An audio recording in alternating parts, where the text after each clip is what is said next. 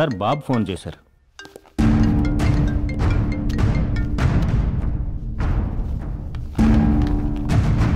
చెప్పరా నాన్న.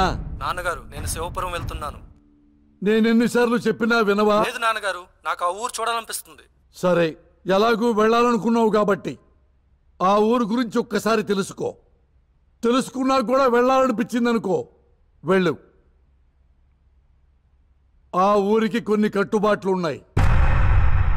తూర్పున సముద్రం, దక్షిణాన అడవులు, పడమర ఎత్తైన కొండలు. ఈ గ్రామానికి ఉన్న ఒకే ఒక్క ద్వారం ఉత్తర ద్వారం.